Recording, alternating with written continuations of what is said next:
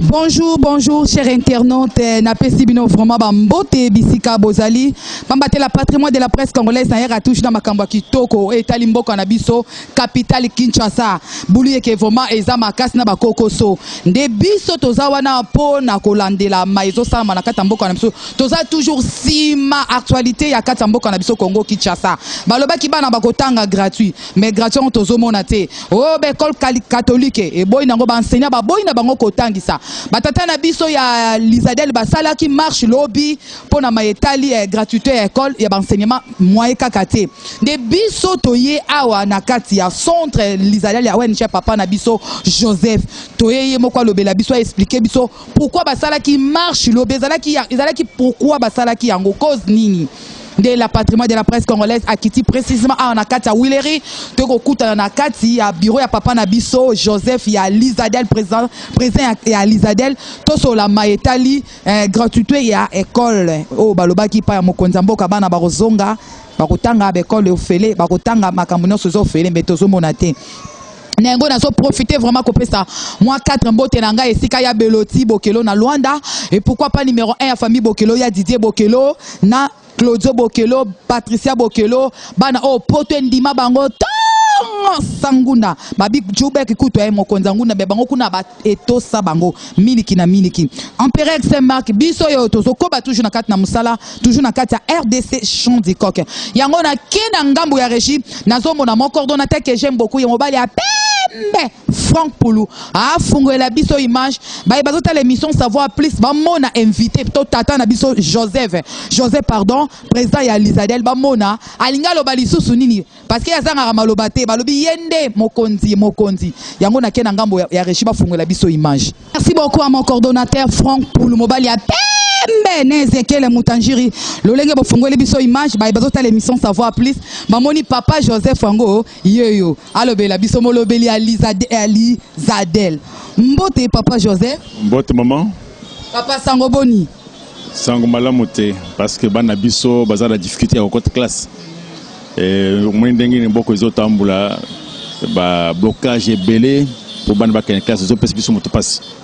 Mais lobi na mona ki moi image eleka ki na kotanga kombo ya télévision na te bosala ki marche za ki cause nini o bosala ki marche à lobby oyebi Lizadel a bondi pendant 25 ans pour objectif mibale pour bana nyonso ba kende classe pour na basi ba mibali battre violence contre les femmes to bondi pendant 25 ans to sali ba plaidoyer auprès à Kabila, auprès à Mobutu, auprès à Kabila le fils, auprès à Parlement. Donc il y a un Parlement, tu fais plaidoyer pour bâtir budget à l'État, budget à l'éducation, pour permettre na ban nyons bakende classe. Batwa nyons wana baboyi. Ba le bisingai. Soko lingi tozo éducation en charge. Biso to kozwanini. Batu nyons bezo sala musala pona bambumu na bango. Mais tant que le président Félix Antoine Tshisekedi a continué à pouvoir, à lobby ban nyons bakende classe. Ba acteurs sociaux bakendaki na Bibwa, ba yebisi président de la République. Ce qui ont payé 2,5 milliards chaque année, ban nyons bakende classe. Ce qui ont foutu enseignant $200, équivalent à 360 000 francs congolais à l'époque. Ban nyonso ba okende classe sans problème. Ba enseignant oyo bazalaki na 70 000 francs a bandi kozwa 190 000 francs. Ba enseignant oyo bazalaki na 140 000 francs a bandi kozwa 360 000 francs. Ba école belé ba s'est retrouvé. 80% d'écoles se sont retrouvées. Mais curieusement, au moins monseigneur Kardinal Echou a télémis makambo no makambo ya gratuité. Parce que qualité à l'éducation est quand même. Au moins, monseigneur le ministre de l'EPST, qui est censé faire la politique du gouvernement à Salinine. Le ministre Lobby a créé la province éducationnelle. C'est qu'il a créé besoin de sous. Le problème est que pour Bazoua, l'enseignant est effectif en charge. Mais il a créé besoin de sous.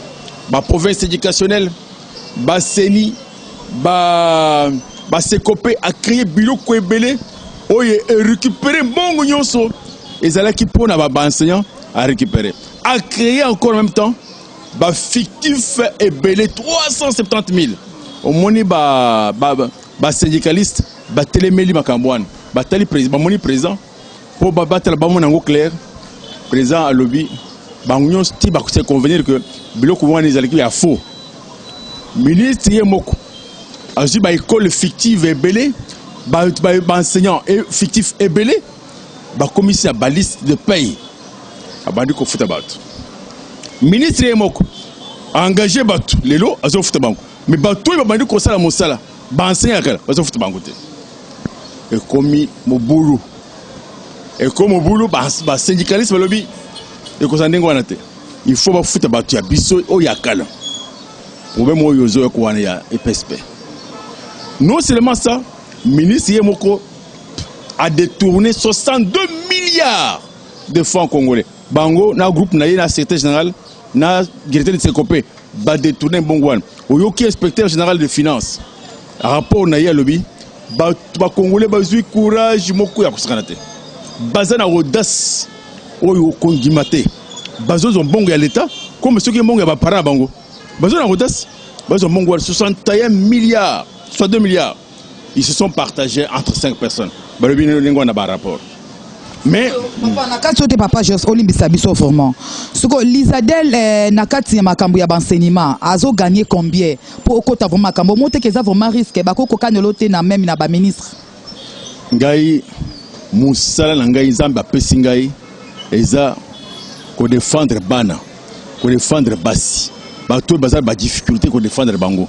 Musala o l'état tant on a la seule statut de PSI l'État PSI la personnalité civile pour la bande de défendre les gens bana na basi les gens musala nzambe a PSI les gens musala l'État congolais a PSI parce que PSI personnalité civile donc tant on a type wana nazo conduire na justice parce que na yibi que les gens mandat oyo gouvernement a reconnaître pas nangai nazo ile kokunate nazo na ile kokunate nazo na part nangai te musana ngai eza ici comme oyo bazo benga nazo défenseur ya bana nazo défenseur ya basi musala zambi zamba pesingai musala état congolais a reconnaître pas nangai kuna nazo zo ile côté nazo solango pour na bien ya république parce que na yibi que ceux qui bana ya Congo batangité avenir ya Congo ekofi au moins depuis que l'État Mobutu a côté na programme de gestion structurelle en 84, yo botama quitté. En 84, tant que Mobutu a côté programme de gestion structurelle, situation est comme compliquée pour Nambok.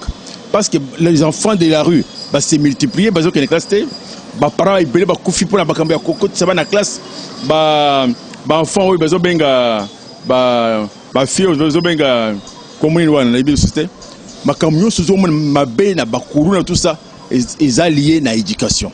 Ce qui banne que les classes c'est une catastrophe pour la République parce qu'il faut bana batanga, il faut bazo misala pour bon que le boss. Ministre nyonso oyo bazo kota na ministère ya éducation. Bango bazo fabriquer ba faux écoles. Ils ont makambo e bandi na ministre oyote. Ba ministre l'équipe ba ministre mususu nyonso ke liboso bazalika kakosa ba faux effectifs ba faux nouvelles unités ba faux écoles ba bande kozwa mbongo ba to ebele na Congo ba fande pa na bango via bango eza très bien kaka na éducation wana bazwa mbongo kuna à la fin chaque mois bazo futa bango bazo fala ndako bazo futa bango mbongo ebele ba ancien député ba député actuel bazala ba faux ba école na ba sac na bango école ba 10 écoles dans ba sac chaque mois union so bazo futa bango mbongo mais cette fois-ci ministre Willy Bakonga a exagéré a eu qu'on détourner Mongo 62 milliards d'euros, de dollars, et puis a eu qu'on a créé une fausse école, a créé une nouvelle structure pour empêcher la mise en œuvre et la gratuité. On ne peut pas parce que na perdre jeunesse nanga nyons na makambo ya ko défendre makambo ya bana na père de jeunesse nanga nyonso pour na ko défendre makambo ya basi mais na ko dimate aucune fois même le président de la République à côté le Melaye pour la bana à côté mais même le président de la République à côté pas ça va côté le banc la temela qui mobutu Joseph nangambo pe ya ba militaire hein et parce que ebele pe ya ba militaire ba kotsa ki pe bana na bango na ba école o ya gratuité wana siko bango ba enseignant to ministre azo banga te ke ba mapinga pe bana na bango pe ba kota ki na makambo ya école ya ofele wana est-ce que okolembo kolimbo la biso vraiment bazo baté lobby loko nyoko komela bango pe un jour parce que wana baza ba militaire siko na minute bana bango bazo tanga te ba fani na banda ko mote ke ezo sala pe bien te pa na bango na mitema na bango. Mais c'est pourquoi tout le ministère et l'éducation, il faut l'État appeler la société civile. Atik makambo ya kopesa ba politicien. Ba politicien ba le côté. Ba politicien ba Congo ba bien le côté, ce sont les aventuriers. Ba bien le côté. C'est pourquoi le président a des difficultés parce qu'il a agi ba politicien appeler ba ministère ba bien le côté. Beaucoup ils ont la société civile, basali misala, basali proche des ministères. Bayebi dernier ce qui a continué à mosala, ayebi par où il faut commencer. Mais besoin de politicien, afin de yo comme ministre, oyebi comme ça ayebi le côté. C'est pourquoi toujours tourner en rond. Toujours tourner en rond parce que les politiciens besoin d'exagérer, bayebi le côté, besoin de poste en principe dans des pays organisés. On ne donne pas le poste politique aux politiciens, on donne aux techniciens. Le politicien prépare le poste pour les techniciens. Mais le politicien ne peut pas lui-même aller prendre le poste. Voilà pourquoi ça ne marche pas. Le pays tourne en rond à cause de Batouane. Il faut ministre Bayebake. Mais les politiciens Bayebake, ceux qui sont en Cambouana, il y a soda, il y a des policiers, Bakemba Makasi. Cette fois-ci, il y a une chance, il y a une école officielle pour Batanga. Le ministre Yemoko a provoqué la grève. Na monseigneur le cardinal va s'entendre pour provoquer la grève pour ban ba kene classe. Donc ça le sit-in lobby mercredi et pas il y a ministre et pas il y a monseigneur Ambo. On dit que la population vraiment baza pene sengote parce que lobby ton na mona ki bosala ki marche on a bosala ki na ville et ça la ki nga esengo même konanga mo ba population bazala ki na sengote ba lobby ata bosala na bino ba marche ngo est-ce que ye pardon limboni bisanga est-ce que Fachi Beton vraiment président akoyoka biso a échoué na ye na likambo ya enseignement o ezala gratuit siko ba enseignant pe na ngambo lomba lobby soki ba pesi bango falanga te kanyaka soki koti na ba poche na bango te ata mwana moko te akozwa cours ata na école bango moko bakotia makolo te zo sala biso vraiment passé siko na marche bino bosala ki lobby est-ce que ye Fachi Beton ayoki bino to ministre ayoki bino voilà le problème actuel les problème à Fachité les problème il y a procureur général à la cour de cassation où il y a causé beaucoup de décisions à Kangila Batinyo Swan. Et ça pour le président c'est le Moussanaï. Le président a levé l'option, les gens ont détourné l'argent, ce n'est plus l'affaire du président, ça c'est l'affaire du procureur général. C'est le procureur général qui doit maintenant arrêter ces gens-là. Donc il faut se mobiliser, tout ça la pression sur le procureur pour parce qu'on ne peut pas comprendre que l'État a un bon côté, un individu a 200 millions, 300 millions, c'est qui n'a pas le gouvernement est capable de faire ça. Mais aujourd'hui, bateau, dans le Bango, 1 milliard, 2 milliards, 3 milliards. Kabila a 21 milliards d'euros. De qui doit il pas avoir cet argent-là? Pendant que les enfants ne vont pas à l'école, pendant qu'il n'y a pas de route, il n'y a rien, il n'y a pas de courant. Lui peut avoir des milliards à comment? Donc toutes ces choses-là, ça doit préoccuper notre peuple. Ça doit préoccuper notre peuple. On ne peut pas continuer à regarder les gens. Celui qui doit arrêter, c'est le procureur, ce n'est pas le président. Le président a fait son travail, il a déclaré la gratuité, il a mis en place la justice pour que la justice commence à traquer les voleurs et récupérer l'argent de la République. Ce n'est plus l'affaire du président. Donc il faut toujours, quand vous parlez, vous devez savoir que le président a fait son travail. Il appartient à la justice de faire aussi son travail. Vous verrez que nous aurons les résultats. Et aujourd'hui, vous comprenez, si aujourd'hui, il y a Sekopé, il y a le secrétaire général, il y a EPSP, Azaliki directeur, il y a Sekopé, Maker, Baïbi Bongo Ebele, créer une structure Ebele. Vous voyez que na tuni une fois Maker, na Yebi Sangaye. Tant que tu qui na programme d'ajustement structurel en 84, l'effectif enseignant dans les écoles officielles était de 160 000. Tu peux m'expliquer comment nous sommes partis de 160 000 à 540 000. Il n'y a pas eu d'investissement dans les écoles officielles. Il n'y a pas eu de création des écoles officielles parce que l'État n'avait pas de moyens pour investir. Mais comment nous sommes partis de 160 000 à 540 000 à l'époque de Macaire? Aujourd'hui, ça s'est révélé que ce sont de fausses écoles. Aujourd'hui, si on mène une enquête, vous allez vous rendre compte que les écoles qui sont opérationnelles, ça peut faire le 1/3 des écoles de l'ensemble. La majorité sont des écoles fictives, des enseignants fictifs pour lesquels l'argent entre, sort, les gens se partagent. Alors il faut absolument l'État a tellement, il faut que la justice ait tellement. Mais la ministre Papa Joseph, on a que le calendrier scolaire est vraiment à Kobeba. Ndenge to zalaka kala comment on a ba fêter congé à Pâques, ba fêter à Noël, bonne année eza li susu bongote. Ba parents pe na ndako baza ko limba parce que bana na bango bazo kende kela cité. Ezo sala vraiment passe na mitema na ba parents. Dazo interrompre priorité. Ba enseignant ya solo. Il faut bailler que il n'y a pas seulement des enseignants. Il y a la police, il y a les militaires, il y a les fonctionnaires. Le président a payé aux enseignants, a triplé leur salaire. Pendant que les fonctionnaires, la police et l'armée, leur salaire est resté intact. Ils doivent comprendre qu'il n'y a pas seulement l'enseignement. Il y a d'autres secteurs. Les autres n'ont pas eu d'argent. Il n'y a que les enseignants qui ont eu l'argent. Et ils doivent continuer à faire pression sur le gouvernement, comme si il n'y a que eux qui existent. Les enseignants doivent savoir que l'État a suffisamment mis de moyens à leur disposition. L'État n'a pas un budget particulier. Nous sommes à la fin de l'année. L'État va augmenter les salaires en fonction de quoi? L'argent va venir d'où?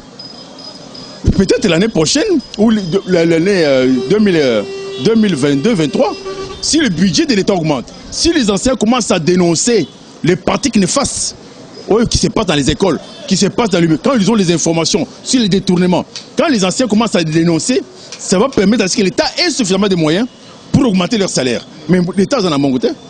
Mais quand même, moi je défends parce que je suis économiste, je sais ce qui se passe.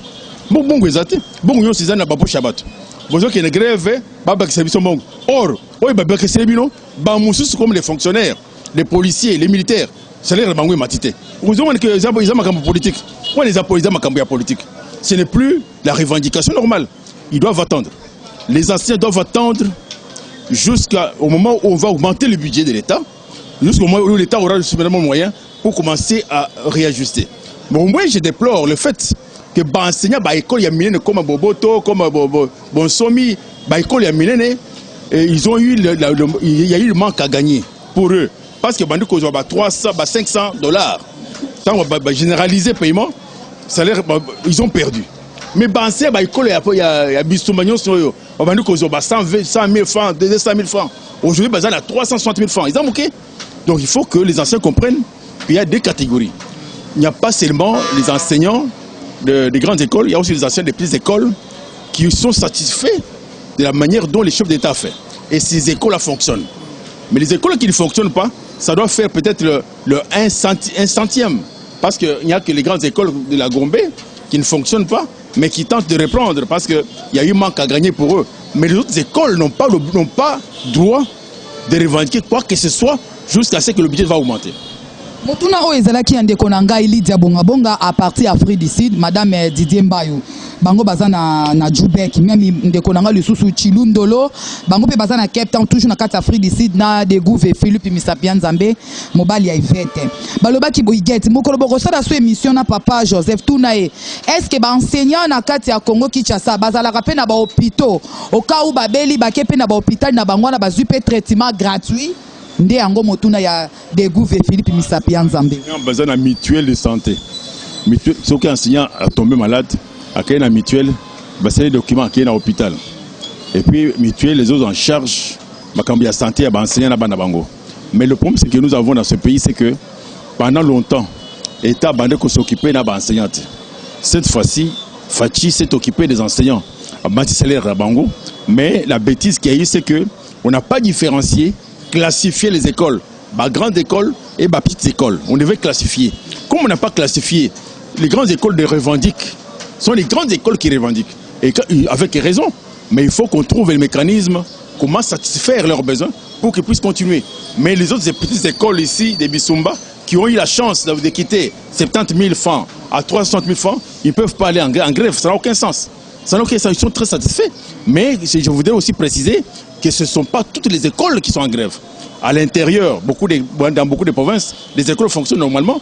Il n'y a que des provinces où les gens, où les gouverneurs et les autres travaillent contre la gratuité, où les choses boitent un peu. Mais dans beaucoup de provinces, d'après notre monitoring, ça fonctionne normalement.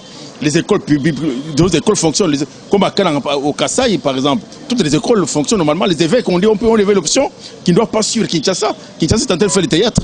Ils ont décidé que les enfants aillent à l'école. Les informations que j'ai eues. Donc, à Kinshasa, ce que nous vivons, c'est le théâtre orchestré par le monsieur le cardinal avec le ministre pour torpiller le système éducatif. Ce qu'on a ministre, ndenge vraiment, boyokani yango ezalité. Boyokani vraiment ezalité. Est-ce que bana vraiment barozonga penda kelas na bekolo bataki ofele pour baninga ba comme les gens avance musika. Est-ce que bango ba na bandako, est-ce que bakotanga ndepende so sala biso pasi nde motuna na biso o el biso na lombango awa na ONG Lizadel et pas no papa na biso Joseph o ebisa biso penda na bosolo. Je fais d'abord appel à tous nos amis qui sont des enseignants. Quel que soit le niveau de l'école, ils doivent savoir que quand bien ils ont droit au salaire, ils doivent aussi savoir que les enfants ont droit à l'éducation. Ils doivent mettre l'eau dans le vin pour permettre à nos enfants. Ce sont leurs enfants, ce sont nos enfants nous tous. Que les enfants aillent à l'école, qu'ils accompagnent les enfants. Peut-être l'année prochaine, ils peuvent faire les démarches. Lorsque le budget pourra augmenter à la suite de toutes les dénonciations qu'ils sont en train de vivre, quand le budget de l'État va augmenter, ça va permettre à ce qu'on puisse regarder leur salaire, revoir leur salaire et voir dans quelle mesure on peut augmenter le salaire des uns et des autres. Mais en attendant, ils doivent savoir qu'en tant que patriotes, aujourd'hui il n'y a pas d'argent, ils doivent regagner l'école. Les enfants qui ne vont pas à l'école, je crois que c'est mal fondé parce que en ce que je sache, beaucoup d'écoles ont déjà repris. Après les réunions à Bibois, beaucoup d'écoles ont déjà repris. Mais les écoles qui hésitent, ils rendent de mauvais services. En principe, l'État pouvait prendre la décision pour soit chasser les enseignants ou prendre la gestion de ces écoles pour que les enfants puissent continuer. Parce que j'ai l'impression qu'ils sont, poussés manipulés par les politiciens pour que le processus de la gratuité puisse échouer.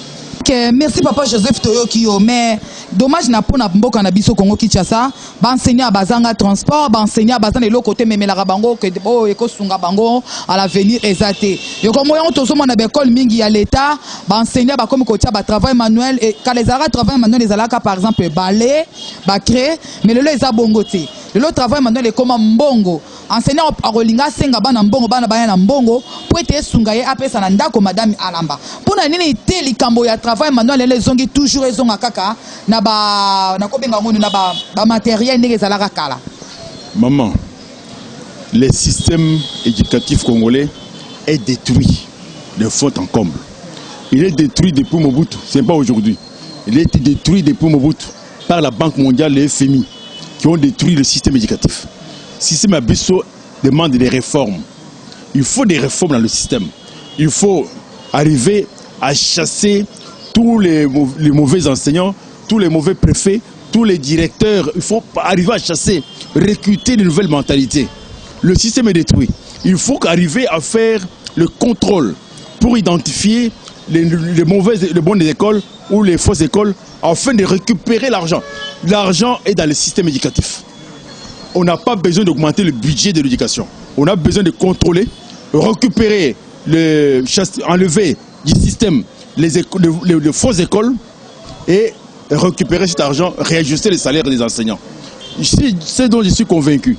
Quand vous avez affaire à un enseignant corrompu, même si vous modifiez son salaire, il sera toujours corrompu. La corruption, c'est une maladie. Les gens qui sont corrompus, on ne peut pas les transformer. Tout ce qu'on peut faire avec eux, c'est les renvoyer en retraite, recruter de nouveaux enseignants. Il faut renvoyer tous les corrompus, recruter de nouveaux enseignants.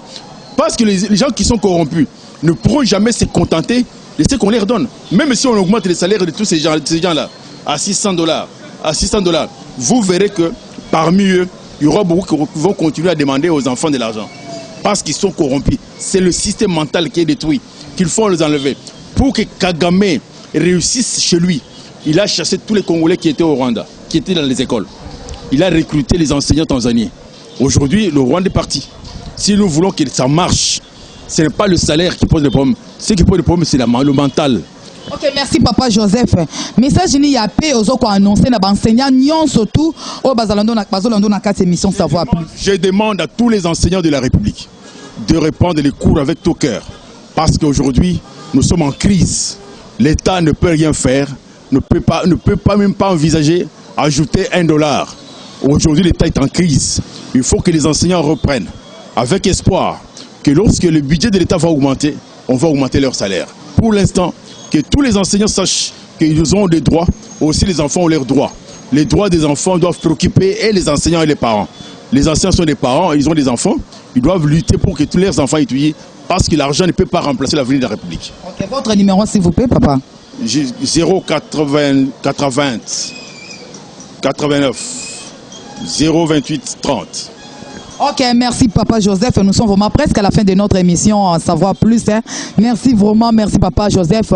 Et Zala Tingande Konabino, la patrimoine de la presse congolaise. On a cela qui est sous na kat na ONG Lizadel. Bipa iwa papa na biso na combo président Joseph Wakambaka ONG Lizadel. Momoni souci azana ngo pour na enseignant. Momoni erno tozo répéter likambo oyo pour ba ministre lo lenge bazolia mbongo ya enseignant. Moyen ba école est fonctionner vraiment malamu ezalité. Toko vraiment na suka émission na biso Franck Poulazo vraiment signe ngala bino tokaboni awa à la prochaine fois. Merci, bye.